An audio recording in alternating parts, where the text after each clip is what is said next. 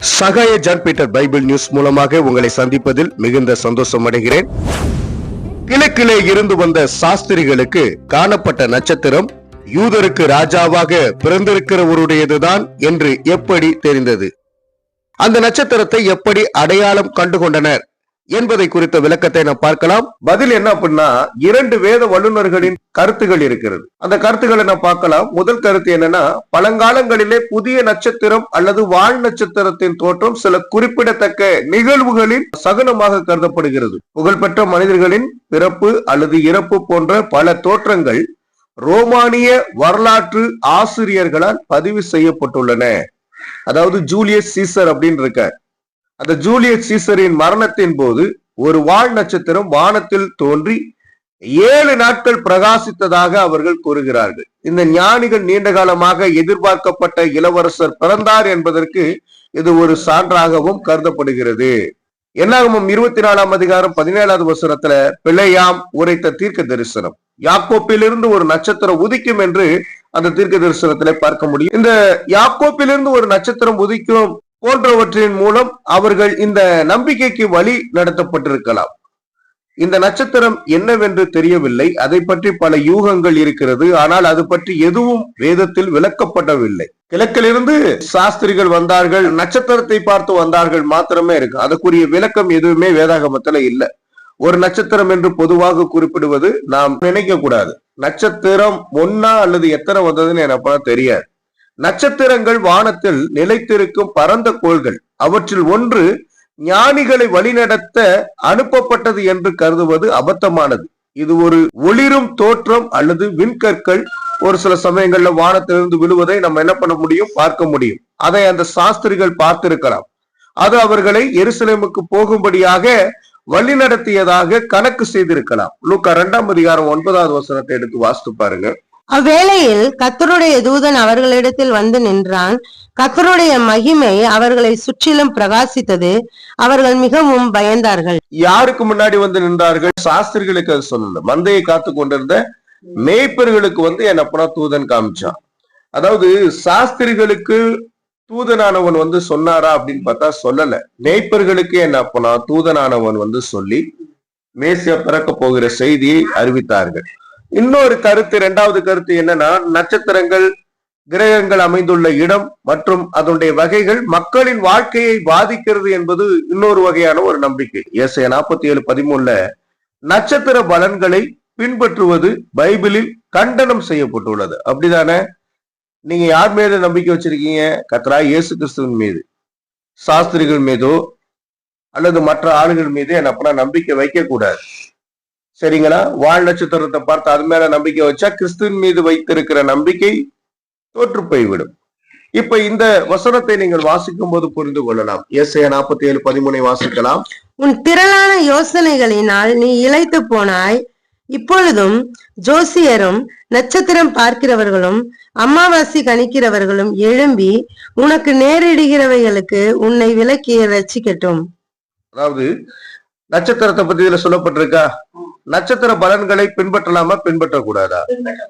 பின்பற்றக்கூடாது அப்படின்னு தெளிவாக ஏசாயா 47:13 இருக்குது. அப்படி பின்பற்றினா என்ன தண்டனை தீர்ப்பு வரும். நட்சத்திரங்களை படித்து அறிபவர்களுக்கு தகவல் சொல்லும், குறிப்பாக கடவுள் வானத்தில் ஒரு அடையாளத்தை வைத்திருப்பதிலிருந்து இது வேறுபட்டதா இருக்கிறது. உதாரணமாக எசேக்கியாவின் ஜெபம் கேட்கப்பட்டது என்பதை நிரூபிக்க கடவுள் சூரியனை நகர்த்தினார். எசேக்கியாவுடைய ஜெபம் கேட்கப்படுவதற்கு ஆண்டவராகிய கர்த்தர் என்ன பண்ணாரு?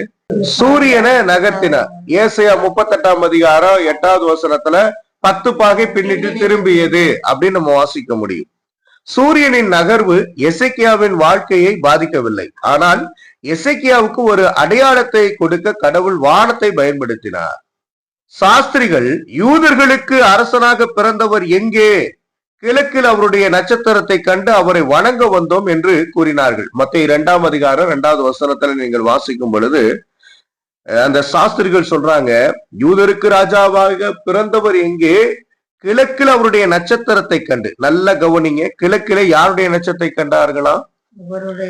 அவருடைய நட்சத்திரத்தை கண்டு அவரை வணங்க வந்தோம் என்று கூறினார்கள். அப்ப கிறிஸ்து என்பவர் ஒரு ஸ்டார். வெளிப்படுத்தின விசேஷம் 22ஆம் அதிகாரம் 16வது வசனம். பிரகாசிக்கிற விடிவெள்ளி நட்சத்திரமாகிய நான் என்று ஆண்டவராகிய கர்த்தர் சொல்லுகிறார். அப்ப இந்த பிரகாசிக்கிற விடிவெள்ளி நட்சத்திரம், இதை யார் கண்டுபிடித்தார்கள் என்றால் சாஸ்திரிகள் கண்டுபிடித்திருக்கிறார்கள்.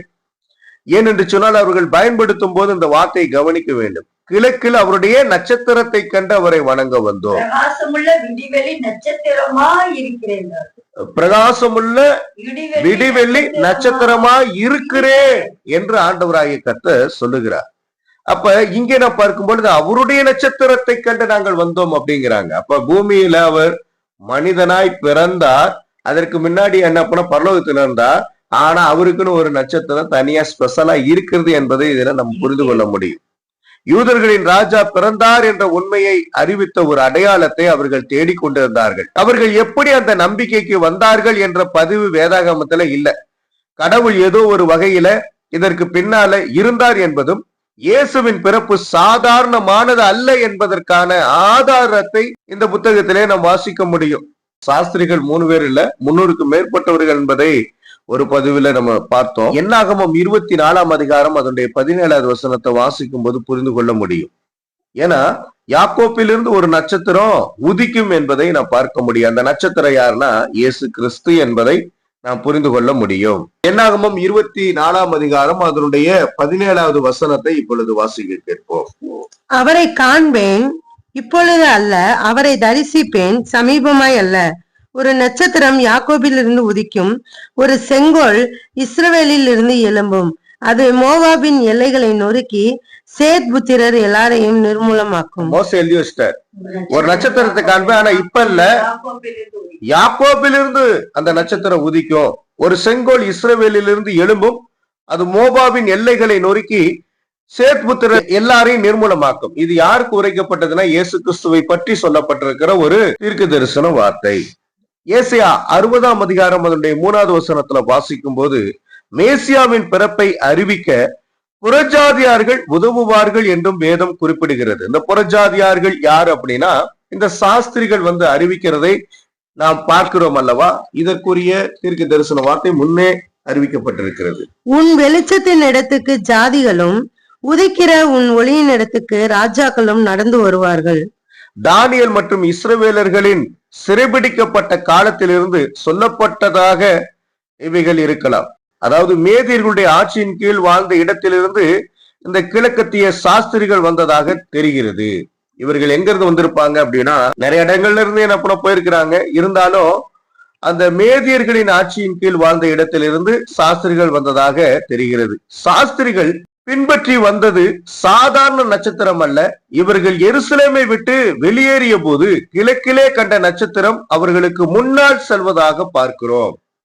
இது ஒரு ஆச்சரியமான விஷயம். மத்தேயு 2ஆம் அதிகாரம் அதனுடைய 9வது வசனத்தை எடுத்துக்கொள்ளுங்க. கிழக்கிலே கண்ட அவர்களுடைய நட்சத்திரம், அது இயேசுவின் நட்சத்திரம், அது அவர்களுக்கு முன்னாக செல்வதாக பார்க்க முடிகிறது. அந்த வசனத்தை வாசிப்போம். ராஜா சொன்னதை அவர்கள் கேட்டு போகையில் இதோ அவர்கள் கிழக்கிலே கண்ட நட்சத்திரம் பிள்ளை இருந்த ஸ்தலத்திற்கு மேல் வந்து நிற்கும் வரைக்கும் அவர்களுக்கு முன் சென்றது. பிள்ளை இருக்கும் ஸ்தலம் இருக்கும் அந்த வீடு வரையில என்ன ஆண்டவர் வழி நடத்தி கொண்டே போகிறார். இரவிலே நீங்கள் உங்கள் வீட்டு மாடியிலிருந்து வானத்தில் நேராக பார்க்கும் நட்சத்திரங்களை உங்கள் அண்டை வீட்டிலிருந்து கண்டால் அது வேறுபடுவதாக சொல்ல இயலுமா? இந்த இடத்துல நீங்க பாக்குறீங்க, உங்க வீட்டுல இருந்து பக்கத்து வீட்டுல போயும் பாக்குறீங்க, அங்கேயும் எப்படி இருக்க நட்சத்திரம் தெரியுமா தெரியாதா? உண்மையில் என்னவென்றால் இந்த நட்சத்திரத்தின் பின்னால் தேவனுடைய வழி நடத்துதல் இருந்தது. நாம் பரலோகம் செல்வதற்கு சத்தியம் போதுமானதாகையால் யோவான் 20ஆம் அதிகாரம் 31வது வசனத்தின்படியும் 2 தீமோத்தேயு 3ஆம் அதிகாரம் 16-17 வசனத்தின் பிரகாரமும் மனுகுலத்திற்கென்று பரலோகத்தில் தோன்றிய ஒரு அடையாளத்தை உலக மக்களுக்கான வெளிப்படுத்துதலாக வந்தவை. மாறாக நட்சத்திரங்களுக்கு பின்னாக நாம் எந்த குறிப்பையும் வாழ்க்கை என்று எடுத்துக்கொள்ள இது வகை இருக்காது. நட்சத்திரத்துக்கு பின்னாடி போற வாழ்க்கை நல்ல வாழ்க்கையா அப்படின்னு பார்க்கும் பொழுது உலக நட்சத்திரங்களுக்கு பின்னாடி நம்ம போகும்போது அது நல்ல ஒரு வாழ்க்கை கிடையாது. ஒரு குறிப்பை மட்டும் சொல்லி நாம் முடிக்கலாம். மத்தேயு 2ஆம் அதிகாரம் 11வது வசனத்தை இப்பொழுது எடுத்துக்கொள்ளுங்கள். அவர்கள் அந்த வீட்டுக்குள் பிரவேசித்து பிள்ளையையும் அதன் தாயாகிய மரியாளையும் கண்டு சாஷ்டாங்கமாய் விழுந்து அதை பணிந்து கொண்டு தங்கள் பொக்கிஷங்களை திறந்து பொன்னையும் தூப வர்க்கத்தையும் வெள்ளை போலத்தையும் அதற்கு காணிக்கையாக வைத்தார்கள். நாம் கிறிஸ்துமஸ் விளம்பர அட்டைகளில் காணும் 3 சாஸ்திரிகள், அந்த குழந்தை, ஆடு மாடுகள் மற்றும் மேய்ப்பர்கள் ஒன்றாக மாட்டுக்கோட்டில் இருப்பது ஒரு கற்பனையான ஒரு படம் தான். மேய்ப்பர்கள் குழந்தையை கண்டது. மேய்ப்பர்கள் எப்போ குழந்தையை கண்டார்கள்? அன்றைய தினத்திலே என்ன கண்டார்கள் மேய்ப்பர்கள். ஆனா யாரு பின்னாடி கண்டது? சாஸ்திரிகள். சாஸ்திரிகள் குழந்தையை கண்டது சுமார் 2 ஆண்டுகளுக்கு உட்பட்ட காலத்தில். கிறிஸ்து பிறந்த அன்றே இந்த சாஸ்திரிகள் குழந்தையை காணவில்லை. வேதத்தின் பல தகவல்களை அறிந்து கொள்வதற்கு Sahai John Peter Bible news என்ற இந்த சேனலை சப்ஸ்கிரைப் பண்ணி வைத்துக் கொள்ளுங்கள்.